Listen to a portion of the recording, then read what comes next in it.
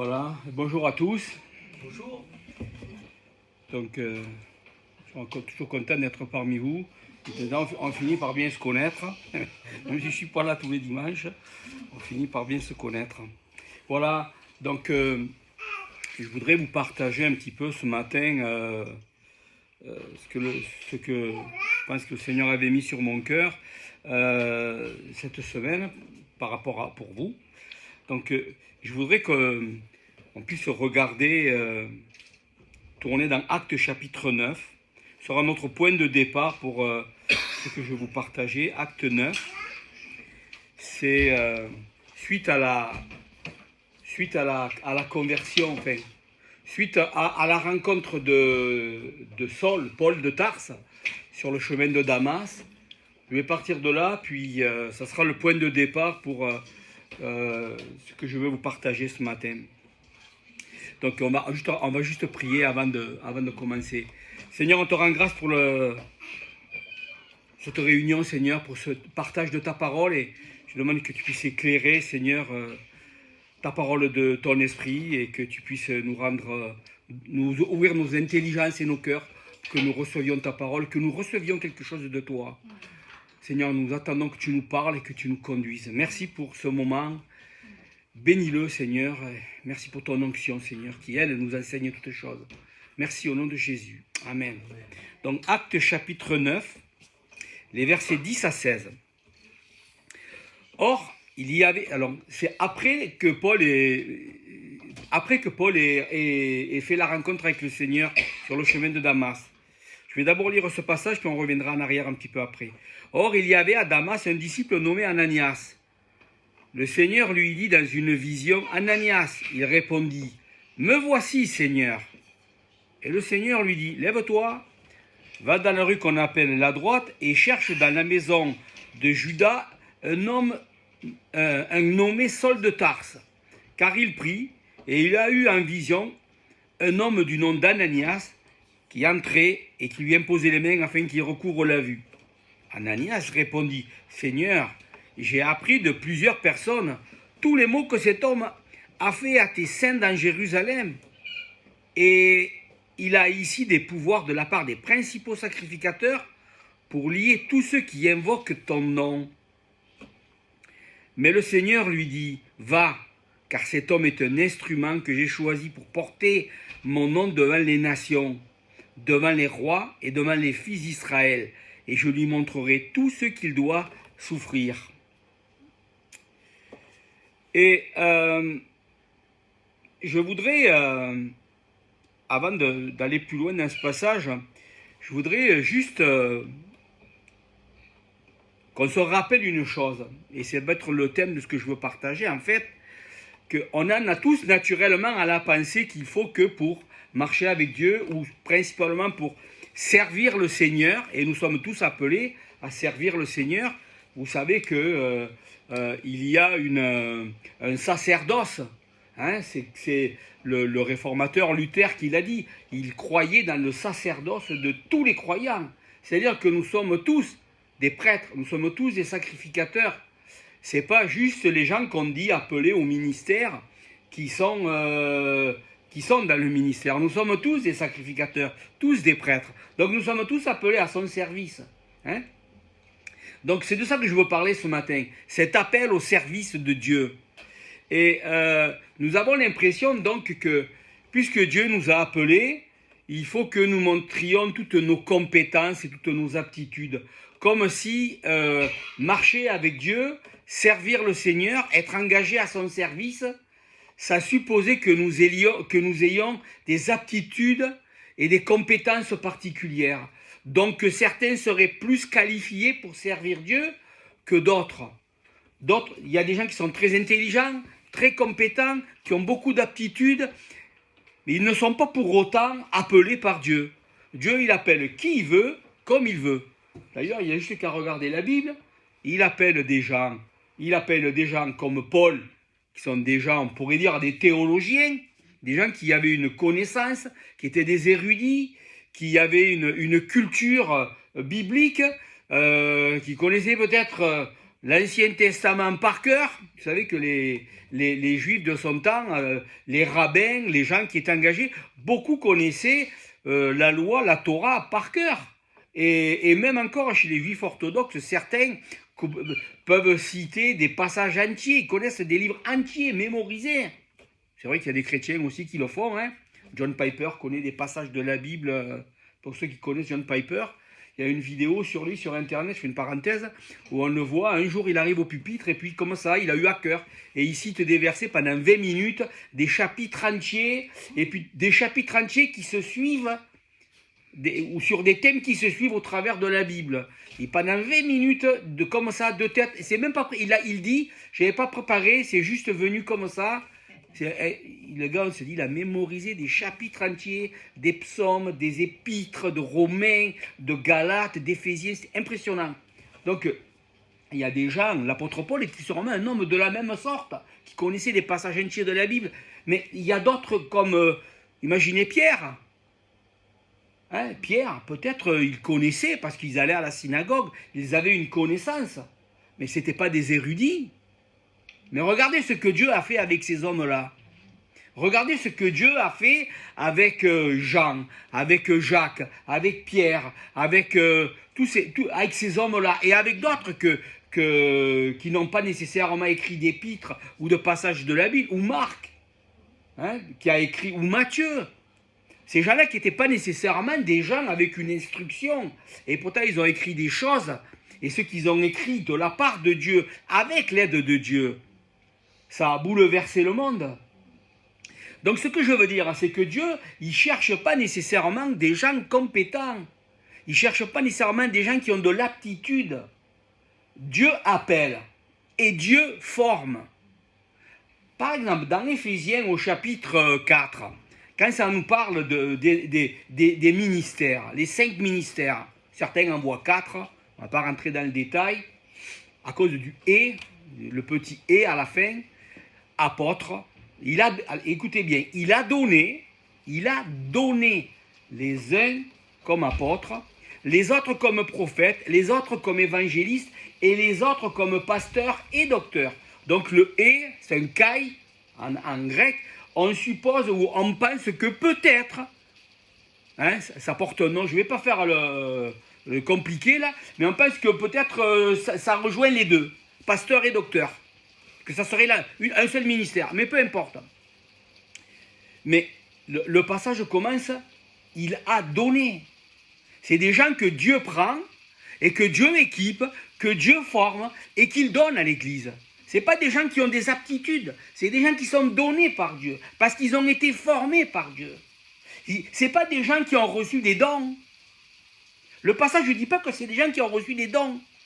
C'est des gens qui ont... Par contre, ce sont des gens qui sont donnés. Le don, c'est eux. Le don, ce sont ces gens qui ont reçu cet appel et ce ministère. Ils sont des dons parce qu'ils ont été formés par Dieu.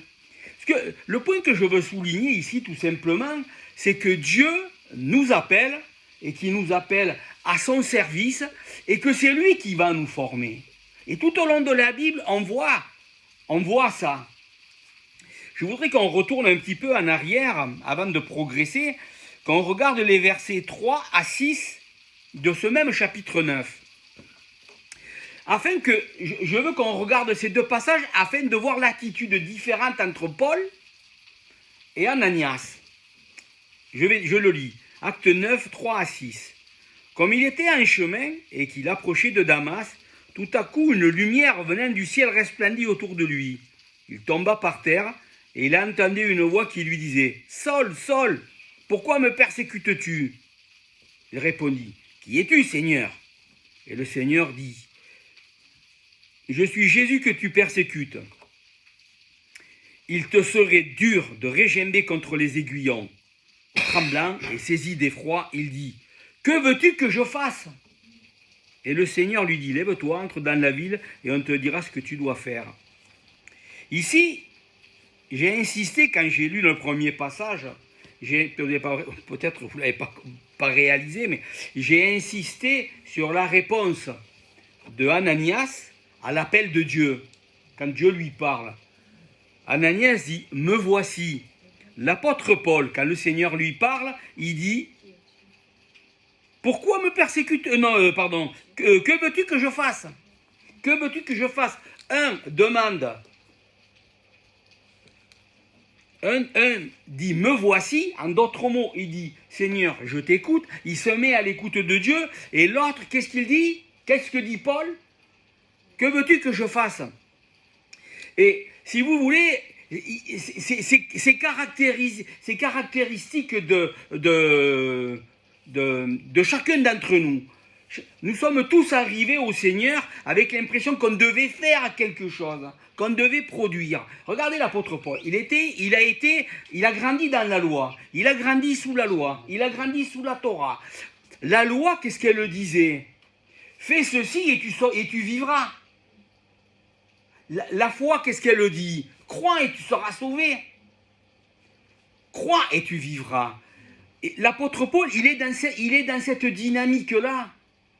Parce qu'encore, il n'a pas saisi à ce moment-là pleinement la grâce de Dieu. Sa réaction, c'est quoi? Que veux-tu que je fasse?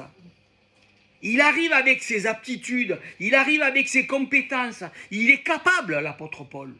Il est capable. Il vient de jeter des gens en prison. Il est pharisien, peut-être membre du Sanhédrin. C'est quelqu'un qui est reconnu déjà de son temps pour quelqu'un d'intelligent, d'érudit, de formé, de zélé. Plus que la plupart des gens. Lui-même, il le dit dans l'Épître aux Philippiens. Il a un zèle terrible. Mais il est toujours sur faire. Et qu'est-ce qui va se passer pour lui? Dans les temps qui vont suivre, Dieu va l'amener, il le dit dans dans Galates chapitre 1, dans les premiers versets, il parle de son expérience, comment il a reçu du Seigneur une révélation. Mais qu'est-ce qu'il dit juste après sa conversion à Damas, sur le chemin de Damas à Damas? Qu'est-ce qu'il dit? Il dit Dieu l'a amené en Arabie. Il est parti en Arabie. Probablement, il a resté pendant un certain temps dans le désert. Il est resté en Arabie. Alors l'Arabie, ne pensez pas à l'Arabie Saoudite. C'est l'Arabie dans cette époque-là, c'était ce qu'on appellerait aujourd'hui la Jordanie ou la Transjordanie. Il était dans le royaume des Nabatéens. Les Nabatéens, vous avez entendu parler de Pétra en Jordanie, cette cité dans une vallée toute fermée, là, creusée dans la roche. Il était dans cette région-là. Et donc il est resté un certain temps. L'apôtre Paul, qui était un homme capable, Dieu l'a mis de côté pour un temps. Pendant un temps, Dieu lui a parlé, Dieu l'a formé, Dieu l'a instruit. L'apôtre Paul, ce qu'il était, et qu'on nous constatons dans les épîtres, Romains, qui est peut-être le sommet même de la théologie de Paul, ou Galates, qui est un peu l'esquisse de l'épître aux Romains, ou dans tous ses écrits, on voit un homme érudit qui a une connaissance phénoménale. Cet évangile que l'apôtre Paul prêche et dont il expose dans l'Épître aux Romains, il a appris où? Il a appris pendant ce temps-là. Il le dit dans l'Épître aux Galates. C'est là que Dieu lui a parlé. C'est là que Dieu l'a formé. Dieu l'a préparé. Mais Dieu nous met toujours de côté avant de nous utiliser. Dieu nous met toujours de côté afin qu'on ne s'appuie pas sur nos capacités naturelles. Ce n'est pas nos compétences qui sont importantes. C'est l'œuvre de Dieu dans nos vies. Un homme comme Ananias, il peut répondre « Me voici ». Il est à l'écoute de Dieu. Il va pas servir Dieu dans sa propre énergie. Il n'a pas dit « Qu'est-ce que tu veux que je fasse ?» Il a dit « Me voici ». Il se met à la disposition de Dieu. Mais c'est à ça que Dieu veut nous amener. Il veut nous amener à être des hommes disponibles dans sa main. Et tout au long de la Bible, tout ce que l'on voit, c'est cela.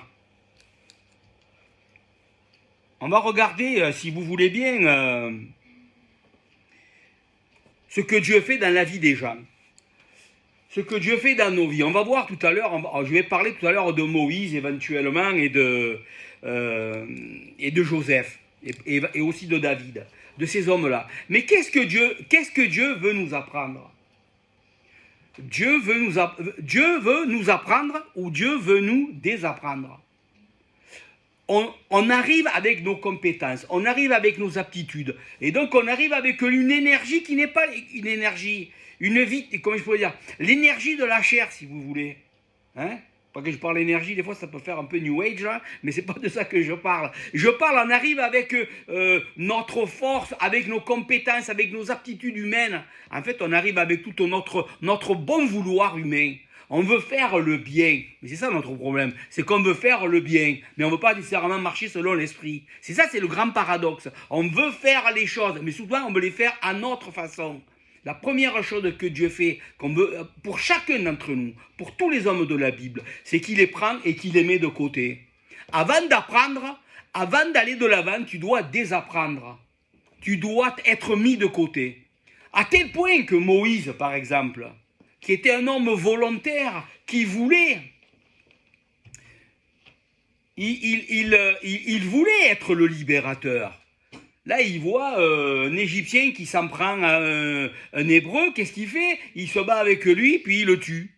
Il l'enterre dans le sable. Et le lendemain, rebelote, il veut séparer deux Israéliens, deux Hébreux. Et là, lui dit, hey, qu'est-ce que tu fais? Tu veux nous tuer nous aussi, comme tu as tué l'Égyptien? Et là, du coup, il panique et il s'en va. Et là, il va passer 40 ans dans le désert. C'était un homme volontaire. Il voulait. Mais rappelez-vous quand Dieu l'appelle. Il veut plus. Rappelez? Il veut plus. Il dit, oh Seigneur, non, non. Puis carrément, à un moment donné, il dit, non Seigneur, j'irai pas. Il dit ça, il dit non, chapitre 3 de l'épître du livre de l'Exode, il dit non, j'irai pas. Chapitre 3, Exode 3, 9 à 12.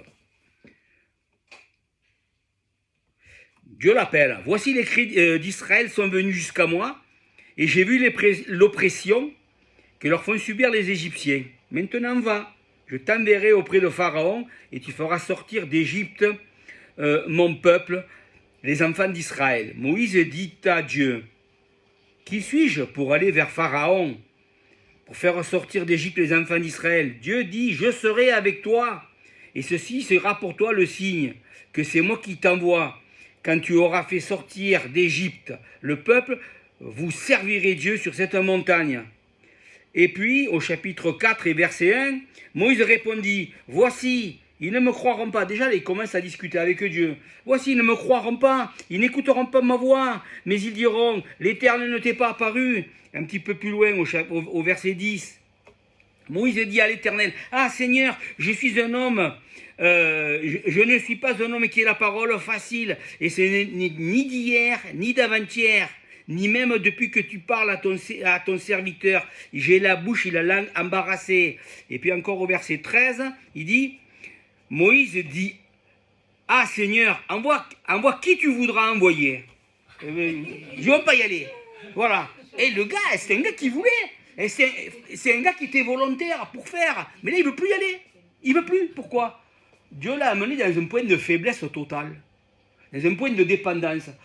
Quand dans le début de son travail, dans le début que lui a voulu être, il réalise peut-être que Dieu l'a mis de côté, que Dieu l'a sauvé du massacre. Vous vous rappelez que les enfants d'Israël étaient massacrés, les Hébreux et des petits Hébreux étaient massacrés, et que ce sont les deux sages-femmes qui les ont mis, enfin vous connaissez, d'où son nom Moïse, ils l'ont mis dans un panier qu'on appelle un Moïse aussi, on appelle enfin, vous vous rappelez ces paniers qu'on appelait à Nausier là, on avait les enfants, moi je me rappelle mes enfants, on avait un panier, ça s'appelait un panier, un couffin on appelle ça là, on appelait ça un Moïse aussi.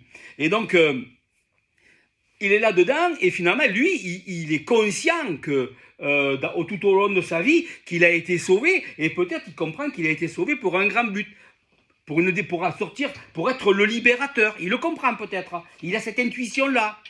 Mais qu'est-ce qu'il fait? Il fait, comme je l'ai dit tout à l'heure, par ses propres forces, par ses propres moyens, et puis, finalement, quand Dieu le prend, le met au désert pendant 40 ans, mais 40 ans, qu'est-ce que Dieu a voulu faire? Dieu a voulu l'affaiblir, le rendre faible. Le rendre faible, c'est le rendre dépendant. Est-ce que Dieu veut pas des gens compétents? Oui, bien sûr que Dieu veut des gens compétents. Est-ce que Dieu veut des gens incapables? Non, Dieu veut pas des gens incapables. Ce que Dieu veut, c'est des gens qui soient formés par lui. Ça ne veut pas dire que nous, on n'a pas besoin d'étudier la Bible, ou on n'a pas besoin de faire des études bibliques. Quelqu'un n'aurait pas besoin de faire des études de théologie éventuellement, s'il reçoit un appel de Dieu. Si, c'est important ça, c'est important. Mais ce qui est important, c'est la formation que Dieu nous donne. Tu peux étudier la théologie, mais si tu ne te laisses pas façonner par Dieu, ça ne sert à rien. Tu resteras un intellectuel, quelqu'un qui connaît beaucoup de choses, mais tu n'as pas le cœur de Dieu. Ce n'est pas le cœur de Dieu que tu vas partager. C'est des connaissances intellectuelles. Ce que Dieu veut, c'est nous former, c'est nous façonner. Et Dieu, ce qu'il fait en définitive, c'est nous rendre faibles. Celui qui l'a le mieux compris et qui l'a dit dans une phrase, c'est Jean-Baptiste. Jean-Baptiste, Jean chapitre 3, verset 30. Et Jean-Baptiste, il dit, il faut qu'il croisse et que je diminue. Peut-être je peux lire le verset d'avant. Celui à qui appartient l'épouse, c'est l'époux. Mais l'ami de l'époux qui se tient là et qui l'entend éprouve une grande joie à cause de la voix de l'époux, qui fait référence à Jésus. Aussi, cette joie qui est la mienne est parfaite. Il faut qu'il croisse et que je diminue. Ça, c'est tout le plan de Dieu pour nous. La croissance de Christ, la croissance de Jésus dans nos vies et que nous diminuions. Si on ne diminue pas, c'est pas Dieu qu'on va servir, c'est nous que nous allons servir. Nous allons nous servir de Dieu plutôt que le servir. Et vous savez quoi? Je l'ai tellement vu ça.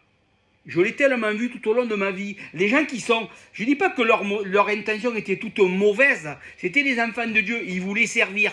Mais derrière le fait de vouloir servir Dieu, il y avait peut-être des fois des motivations chez certains qui n'étaient pas de bonnes motivations. Se servir de Dieu pour s'accomplir dans le ministère, pour être quelqu'un dans le ministère, pour être reconnu en tant que croyant. Mais si on est dans cette démarche-là, on n'est pas en train de glorifier Dieu. On est en train de se glorifier soi-même, d'attirer la lumière sur nous. Ce que Dieu veut, c'est que nous diminuons. Servir le Seigneur, là, c'est perdre. C'est toujours perdre. La démarche de Dieu, c'est toujours de nous amener en bas avant de nous amener là où il veut nous amener. Le chemin, l'appel de Dieu, c'est un chemin descendant. Et la plupart des gens pensent que c'est un chemin qui monte vers la gloire. Mais si ce chemin monte vers la gloire, il monte vers la gloire pour toi, pas pour le Seigneur. Mais si c'est un chemin descendant, c'est un chemin qui te mène à la croix et qui mène où? À la gloire de Dieu. L'apôtre Paul, qu'est-ce qu'il dit? Qu'est-ce que Dieu dit au sujet de Paul à Ananias, verset 15. Mais le Seigneur lui dit, va, car cet homme est un instrument que j'ai choisi pour porter mon nom devant les nations, devant les rois et devant les fils d'Israël. Qu'est-ce qu'il est, Paul? Un instrument. Je vous l'ai déjà dit ça. Le mot qui est employé ici pour instrument, il signifie littéralement vase. Dieu a pris l'apôtre Paul et chacun d'entre nous pour que nous soyons des vases, c'est-à-dire des contenants Dieu. Mais pour que Paul puisse être ce contenant, cet instrument, ce vase, il va d'abord, si le vase est plein, on ne peut rien y mettre dedans. Vous êtes d'accord avec moi? Quand vous remplissez un vase ou une bouteille à ras-bord, vous ne pouvez plus rien mettre. Si vous voulez mettre autre chose que ce qu'il y a dedans, il faut d'abord le vider. Eh bien, c'est ça l'œuvre de Dieu dans nos vies. C'est qu'il va nous vider de nous-mêmes. Quand je dis qu'il va nous vider de nous-mêmes, il ne va pas nous dépersonnaliser, mais de toute notre énergie, de toutes nos compétences, de tout ce sur quoi nous pensons que nous pouvons nous appuyer pour servir le Seigneur. Non, le Seigneur, il prend les choses ridicules de ce monde. Il le dit, je prends les choses faibles de ce monde pour confondre. Je prends les fous de ce monde, les choses faibles, pour confondre les sages. Hein? C'est ce qu'il dit au début de l'épître aux Corinthiens, parce que les Corinthiens ils étaient marqués par la pensée grecque et ils se comparaient les uns aux autres. Moi, je suis de Paul. En fait, ils se référaient à Paul comme une référence à des philosophes, à de la philosophie. Ah, moi je suis de Paul, comme on dit, mais moi je suis de Socrate, je suis de Platon, je suis de Aristote, ou de ce que vous voulez. Ils se référaient à des écoles de pensée. Qu'est-ce que l'apôtre Paul dit? Ils sont rien, ces gens-là. Ils sont rien. C'est pas d'être, comment dire, de se référer à ces choses-là, qui est une chose. Hein. Dieu, il prend les choses folles de ce monde pour confondre les sages, les grands penseurs de ce monde. Donc Dieu, il fait une œuvre dans la vie des gens. Il fait une œuvre. Au travers de vos vies, Dieu veut confondre les sages de ce monde. Au travers de vos vies, Dieu veut les confondre. Parce que vous vivez des réalités qui les dépassent.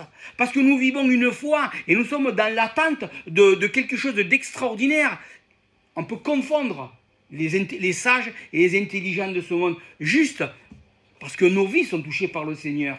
Et ce que Dieu fait dans chacun d'entre nous, c'est une œuvre de la croix.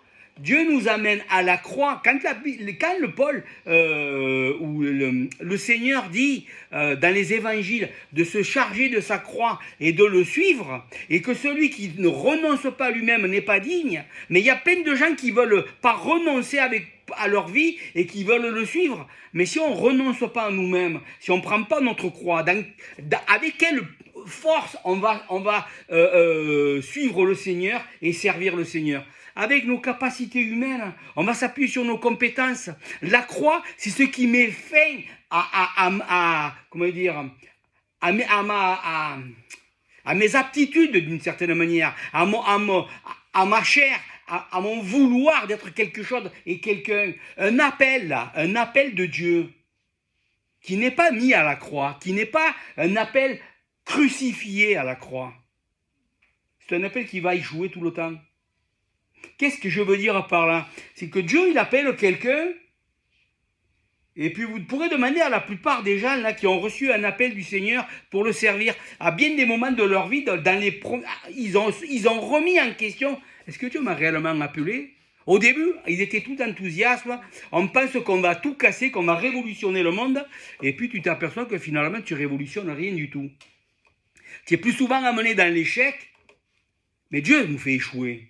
Dieu nous fait échouer. Et c'est au travers de ces échecs qu'on apprend. Et peut-être c'est aussi au travers de ces échecs que Dieu est glorifié parce qu'il fait avancer son plan. Parce que son plan, il ne marche pas comme nous, on le pense. Il faut qu'on réussisse, qu'on soit glorieux, qu'on n'ait que des réussites. Mais Dieu peut nous faire échec dans nos vies, sans arrêt, dans bien des situations, mais que finalement, nos échecs contribuent à son plan. Ça peut nous paraître fou, mais c'est ça la réalité. C'est la réalité. Il y a bien des choses qu'on échoue dans nos vies, mais qui au final contribuent à l'œuvre de Dieu parce que le Seigneur lui-même, au travers de nos échecs, il est formé en nous. Et au final, ce qui en ressort, c'est de la gloire à Dieu, parce qu'à un moment, cette expérience qu'on a eue, comment on pourrait dire, le fait que Christ ait été formé en nous, ça va rejaillir. Dieu nous rend efficaces, mais il nous rend efficaces uniquement au travers de la croix. Il ne nous rend pas efficaces parce que nous sommes quelque chose ou parce que nous sommes quelqu'un. Il nous rend efficaces parce qu'il est puissant, parce qu'il est fort. Dieu ne veut pas qu'on s'appuie sur nous-mêmes, il veut qu'on s'appuie sur sa grâce.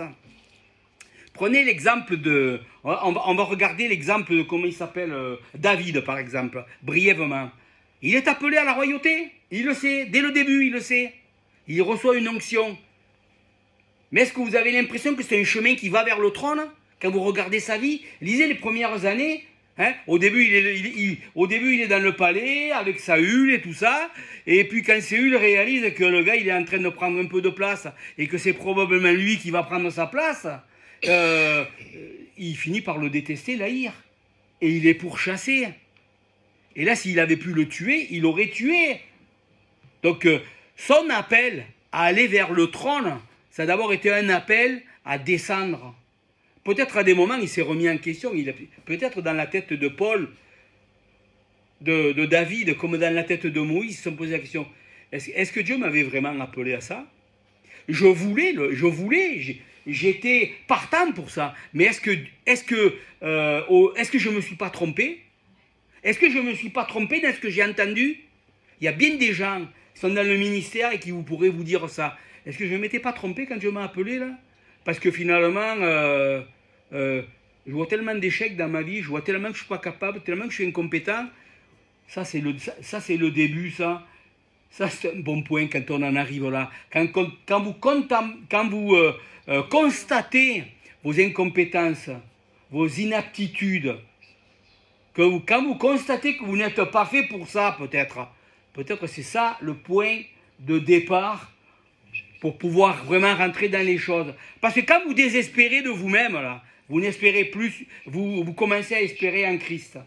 Quand on ne s'attend plus à nous-mêmes, on peut s'appuyer sur lui.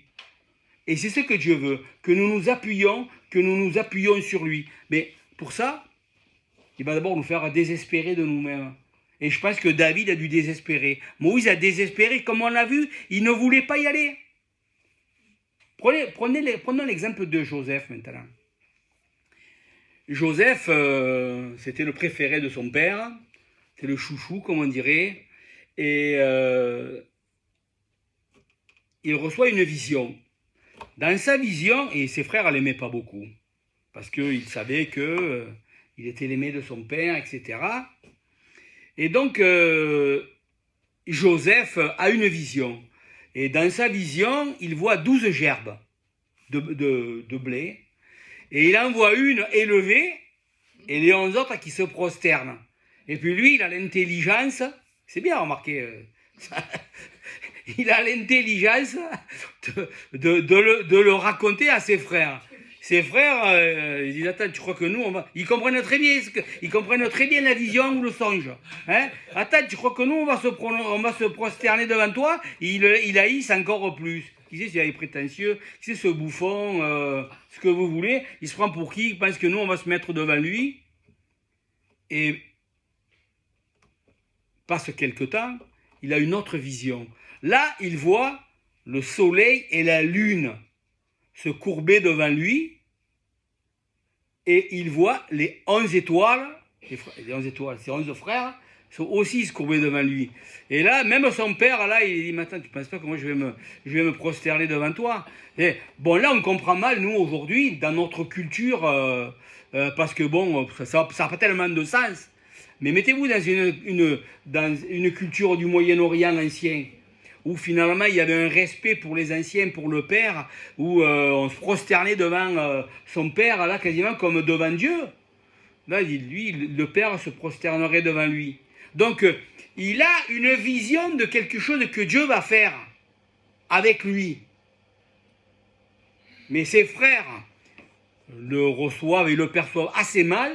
Il est jeté dans un puits, vendu à une caravane de Madianites qui vont s'en débarrasser en Égypte, le vendre à Potiphar, etc. De chez Potiphar, vous connaissez l'histoire. Hein? L'histoire, elle ne s'en va pas dans le sens d'aller bien. Hein? Le samba, c'est vraiment quelque chose de descendant. De chez Potiphar, sa femme lui fait des avances qu'il refuse, elle l'accuse de viol, et se retrouve en prison. Donc là, on s'en va mal vers le trône de l'Égypte. On s'en va à contre-courant. Mais finalement, ce chemin qui est un chemin apparemment d'échec, un gâchis, c'est le chemin de Dieu. C'est le chemin de Dieu. Si Dieu le mène au trône, c'est pas par ses propres efforts qu'il va arriver. C'est Dieu qui va l'amener. Dieu fait les choses. Pour David, c'est la même chose. C'est Dieu qui va l'amener au trône. Pour Moïse, c'est la même chose. C'est Dieu qui va l'amener à être ce libérateur. Pour chacune d'entre vous, c'est Dieu qui va vous amener à ce à quoi il vous appelle, il vous destine. C'est pas vous à faire les efforts pour y arriver. Les gens veulent rentrer dans des ministères. Je dis ça parce que j'en ai tellement vu là, à des moments, dans certains endroits, je nommerai pas, des gens qui voulaient... On aurait dit que partout où on allait, on rencontrait des gens qui voulaient être pasteurs, qui voulaient avoir une église. Et être pasteur, avoir une église, pourquoi? Pour ta propre gloire. J'avais rencontré des gens à l'époque, ils étaient peut-être 3 ou 4 à se réunir, peut-être 5. Là, ils cherchaient une salle à louer, ça coûtait à l'époque 5 000 francs. 5 000 francs, quoi, c'est l'équivalent quoi, de 800, 900 euros là, aujourd'hui, là, quelque chose comme ça. Hein? Comme ça, pour 5 personnes, mais ça l'immense. Pour 5 personnes, ils ont l'impression que d'avoir une grande salle, il suffisait d'avoir la salle pour la remplir.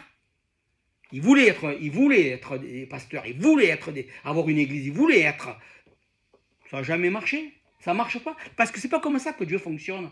C'est pas comme ça. C'est pas parce que je veux et que je fais tout pour que ça arrive que les choses arrivent. C'est Dieu qui fait. Si Dieu t'appelle, il va le faire. il va faire ce qu'il t'a dit qu'il allait faire. Il va faire ce à quoi il t'a appelé. Il ne fera pas autre chose, mais il le fera.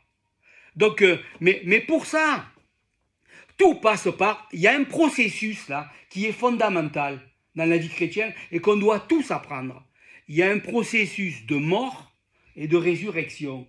Tout passe par la mort et tout passe par la résurrection. Même l'appel de Dieu. Il vous a appelé, ben il va vous y faire mourir à votre appel. Il va mettre la croix et il va vous demander l'appel là que je t'ai donné là, mais peut-être tu me le donnes à moi, tu vas mourir à cet appel. Tu vas crucifier, tu vas le mettre à la croix. Quitte à un moment donné de dire, bon écoute Seigneur, je me suis trompé peut-être, je te le donne l'appel, je remets tout entre tes mains, j'abandonne. Parce qu'on veut, sinon on va le faire dans une énergie naturelle, on va le faire selon la chair. Pour réussir dans ce à quoi Dieu nous a appelés là, il faut qu'il y ait ce processus, mort et résurrection. Il faut que tout passe par la mort, pour que tout revienne à la vie et que tout meure selon la chair, afin que tout revive selon l'esprit. Notre ministère, notre appel, notre vie chrétienne, notre marche avec Dieu, tout doit passer par ce processus, mort, résurrection. Et tout marche, les choses fonctionnent, les choses vont de l'avant, quand dans nos vies, c'est ce principe-là. Et Dieu, tout ce que Dieu fait dans vos vies, là, au quotidien, jour après jour, c'est de vous amener dans la mort afin que la vie soit manifeste. Nous amener dans la mort. Celui qui veut venir avec moi, qui se charge de sa croix. Dieu dit, charge-toi de ta croix. C'est-à-dire, meurs à toi-même. Mais c'est pas juste pour nous tenir morts, c'est pour que de cette mort jaillisse la vie pour les autres. L'apôtre Paul, il va être, Dieu dit à Ananias, il va être un instrument. Cet instrument dans la main de Dieu, un vase. Mais comme je l'ai dit, il faut que le vase soit vidé. L'apôtre Paul, tout au long de sa vie, il le dit, je lui montrerai tout ce qu'il doit souffrir pour mon nom. Tout ce qu'il doit souffrir pour mon nom. L'apôtre Paul, tout au long de sa vie, et il la raconte dans une épître, combien de fois il a reçu 40 coups de bâton moins un, des naufrages, lapidé, laissé pour mort, etc., etc. Toutes ces choses-là, elles ne nous tirent pas vers le haut, elles nous tirent toujours vers le bas. Mais c'est en nous tirant vers le bas que le Seigneur, il est glorifié. Parce que ce n'est pas nous qui sommes manifestes. Ce n'est pas le grand apôtre Paul qui est manifeste. Mais c'est la gloire de Dieu, la grâce de Dieu au travers de l'apôtre Paul. Si on veut devenir des instruments dans la main de Dieu, là, il faut comprendre tout simplement que le Seigneur, il nous amène à la croix. Il nous amène dans la mort.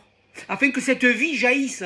Écoutez, la vie qu'on a reçue, la Bible le dit clairement, c'est une vie de résurrection. C'est vrai, la vie nouvelle, c'est une vie de résurrection. Mais qu'est-ce qu'il y a avant une résurrection? Pour qu'il y ait une résurrection, qu'est-ce qu'il faut qu'il y ait? Une mort. La vie de résurrection à laquelle le Seigneur nous appelle, nous demande de manifester cette vie nouvelle.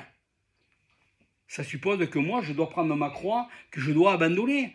Pour que Paul soit Paul, pour que Saul soit Saul de Tarse soit Paul, il a fallu qu'il meure à lui-même. Il a fallu qu'il y ait ce principe de mort et de résurrection. Pour que Moïse, le fils de la fille, ou celui qui ne voulait pas être appelé fils de la fille de Pharaon, qui était né, qui avait grandi dans la maison, dans la maison de Pharaon, pour que lui, il soit Moïse le libérateur, il a fallu qu'il passe 40 ans dans le désert, qu'il meure à tout ce qu'il savait, qu'il meure à ses capacités, à son potentiel, et qu'il soit transformé. Et Moïse, c'était probablement un homme extrêmement instruit. La civilisation égyptienne, comme on le sait par rapport à l'histoire, c'était une civilisation extrêmement développée. Donc Moïse, il était quelqu'un d'intelligent, d'instruit, sûrement plus que n'importe qui de son époque. Et Dieu le prend et il l'amène chez les Madianites, chez Jéthro, et vous savez qu'il était berger.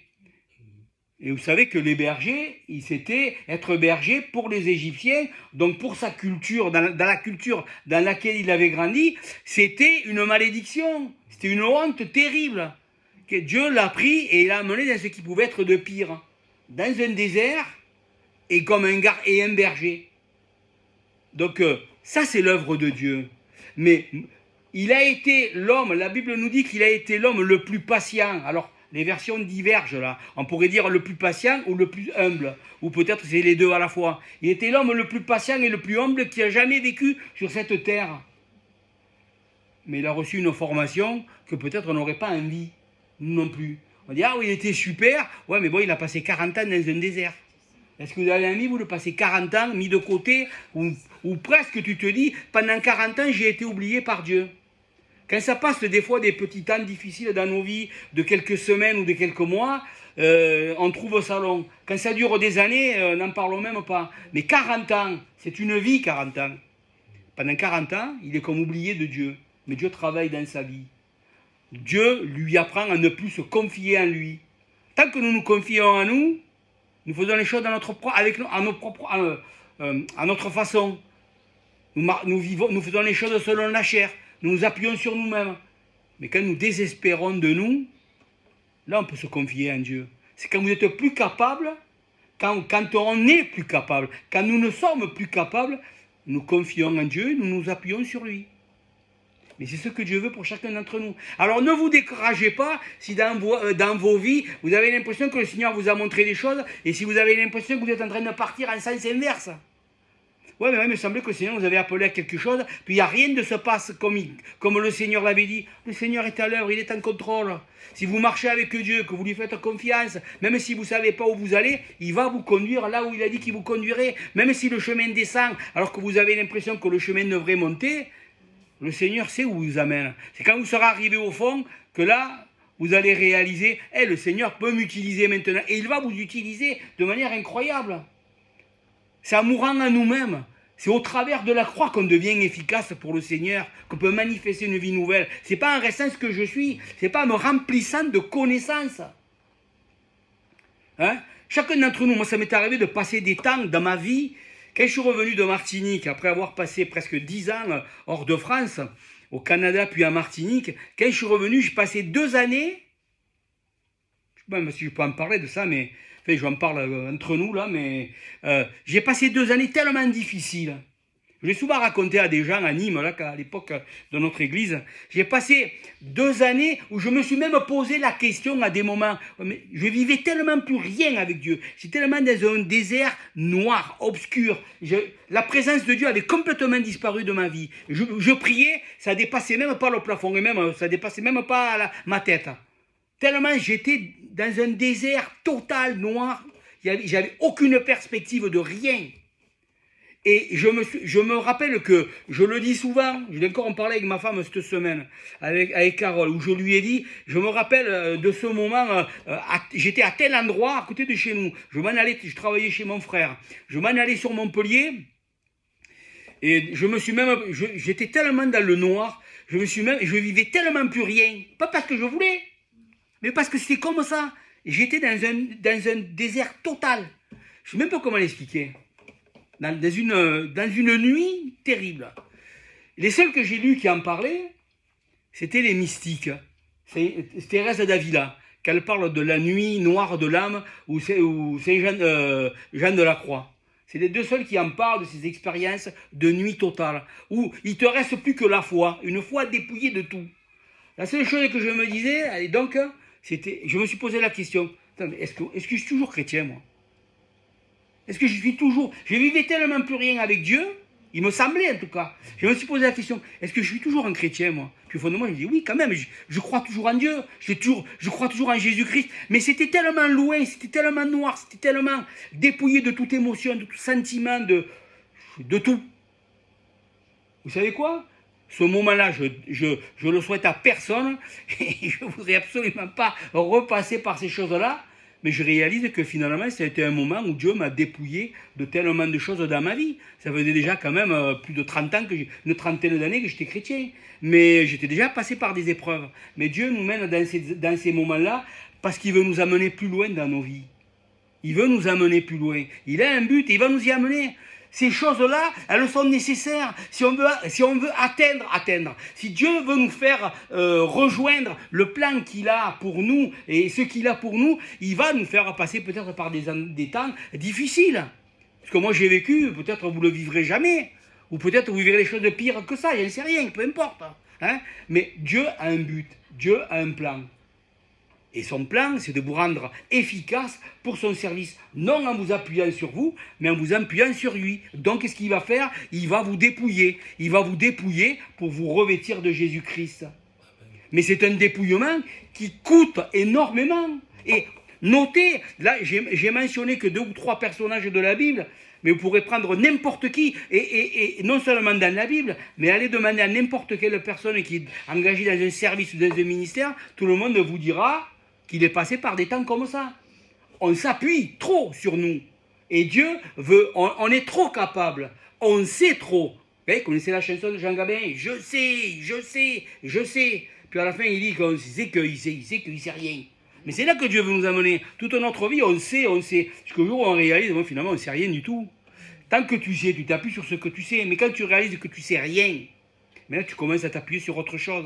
Mais c'est là que Dieu veut nous amener. Il veut nous amener à nous appuyer sur lui. Il nous dépouille.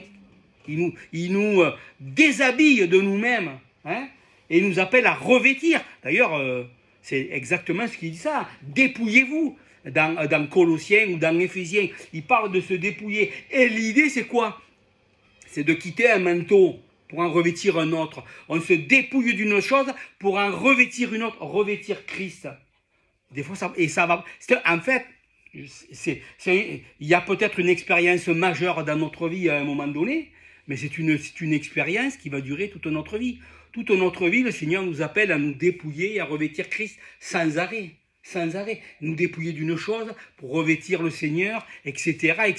C'est un processus dans lequel Dieu nous appelle à grandir, chacun d'entre nous.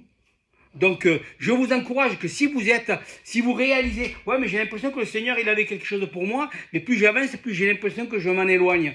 Non, vous êtes sur le bon chemin. Le Seigneur poursuit dans votre vie un but, il va le faire, il accomplira, il est à l'œuvre dans nos vies. Il accomplira ses desseins dans nos vies pour chacun d'entre nous. Mais il n'accomplit pas avec la vision qu'on pourrait avoir. Nous, on pense à l'appel de Dieu, on pense au succès. Mais souvent, l'appel de Dieu, ce n'est pas le succès. C'est pas le succès. Peut-être même c'est l'indifférence totale par rapport aux gens. Mais ce n'est pas les gens qu'on sert, c'est Dieu qu'on sert. On sert le Seigneur.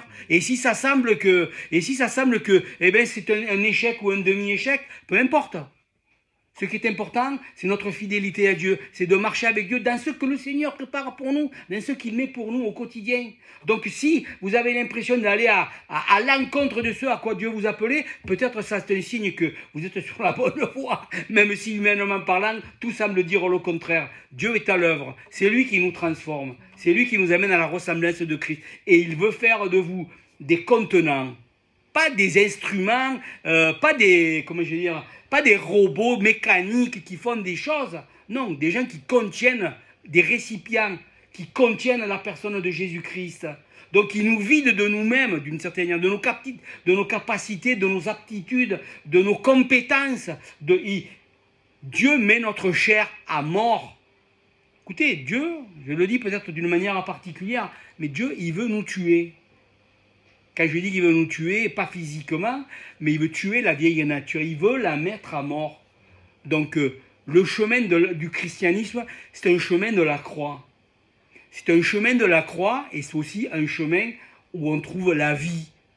Parce que cette croix, autant, je termine là, cette croix aussi difficile qu'elle est, c'est dur de prendre sa croix, c'est dur de mourir à soi-même. Mais réalisez une chose, le chemin de la croix, c'est un chemin de délivrance. Dieu nous délivre de nous-mêmes. Nous sommes esclaves de nous-mêmes. Nous sommes esclaves de nos faiblesses, de nos péchés, esclaves de nous-mêmes, de tout, du bon comme du mauvais. Nous sommes esclaves de nous-mêmes. Dieu veut nous rendre dépendants de lui. On est des êtres autonomes depuis la chute. Et on vit dans cette autonomie, dans cette indépendance. Dieu veut nous amener à être dépendants de lui. Et c'est ça qui est extraordinaire. Hein? Donc, tout ce cheminement, c'est d'arriver à être dépendant de Dieu, pour qu'on soit un contenant pour Dieu. La Bible, Paul le dit aux Corinthiens, vous êtes le temple du Saint-Esprit. Il faut faire de la place à celui qui règne dans nos vies, que le temple ne soit pas encombré de toutes sortes de choses. Amen. Amen. Seigneur, merci pour ta parole et merci pour ce temps de partage. Merci de nous encourager et de nous montrer que Dans tout ce qu'on vit, Seigneur, tu es là. C'est toi qui diriges. C'est toi qui conduis nos vies et tu les conduis où tu veux. Et des fois, ce n'est pas comme on le voudrait. On veut prendre des raccourcis. Mais les raccourcis, Seigneur, ils passent toujours à côté, Seigneur, du but à atteindre. On te remercie de tes voies, qui ne sont pas nos voies. Et on te remercie de ceux que tu nous as appelés, chacun d'entre nous, à te servir. Merci, Seigneur, pour de nous dépouiller de nous-mêmes pour que nous puissions revêtir Christ. Et merci de nous appeler à ce dépouillement. Merci au nom de Jésus. Amen.